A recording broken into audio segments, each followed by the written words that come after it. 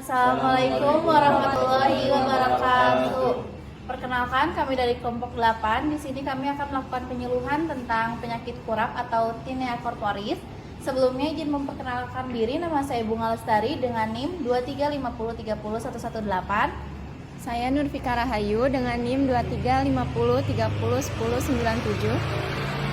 Dengan saya Firda Aurelia dengan NIM 2350301120. Dengan saya Ahmad Fauzi Abdurrahman dengan NIM 2350301092. Saya Daniel Saputra dengan NIM 23501109. Selamat menyaksikan kegiatan penyuluhan dari kami. Stay Stay tune.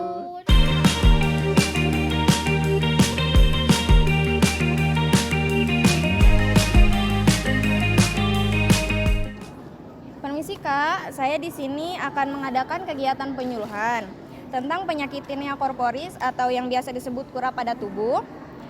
Apakah Kakak bersedia? Iya, boleh.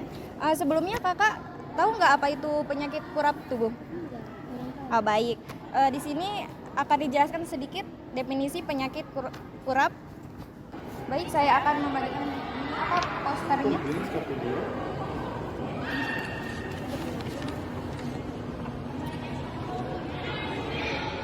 Oke, saya akan menjelaskan tentang definisi kurap. Tinea corporis atau biasa disebut juga dengan kurap ini adalah infeksi jamur yang bisa menimbulkan ruam berwarna merah ataupun keperakan pada kulit. Untuk gambarnya bisa dilihat. Nah, kurap ini bisa muncul di semua anggota tubuh, namun lebih seringnya di lengan ataupun di tungkai. Kurap ini lebih sering atau mudah menular ini di daerah yang beriklim hangat ataupun lembab. Kurap bukan penyakit yang serius, namun lebih mudah untuk menyebar dan juga mudah diobati. Hewan juga bisa menularkan jamur Tinea corporis ini, contohnya seperti anjing ataupun kucing. Baik kakak-kakak semuanya, tadi kan sudah dijelaskan sama teman saya tentang definisi dari penyakit kurap sendiri. Nah, sekarang saya akan menjelaskan gejalanya. Bisa dilihat di posternya sendiri. Gejalanya itu biasanya munculnya gatal, terus bercak merah, sama lebih merah di bagian tepinya. Jadi di bagian tepi itu bakal agak sedikit lebih memerah dibanding ke sudut yang lainnya. Terus udah gitu, ciri-ciri kurap ini biasanya muncul sekitar 4-14 hari setelah kulit bersentuhan dengan jamur atau penyebab kurap itu sendiri. Selanjutnya saya akan menjelaskan tentang penularan tentang Tinea corporis. Tinea corporis itu penularannya yaitu kontak langsung dengan manusia, binatang yang terinfeksi atau tanah yang terkontaminasi oleh jamur.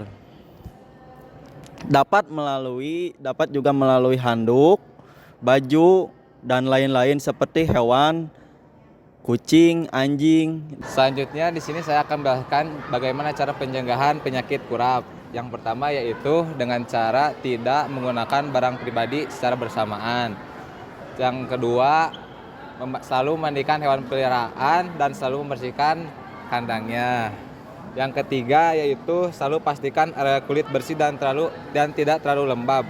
Selanjutnya selalu mencuci tangan, dan yang terakhir ganti pakaian setiap hari. Begitu penjelasan untuk pencegahan penyakit kurap. Baik, selanjutnya saya akan menjelaskan tentang cara pengobatannya. Jadi yang pertama itu apabila bercaknya tidak luas, kakak-kakak bisa mengoleskan krim anti jamur.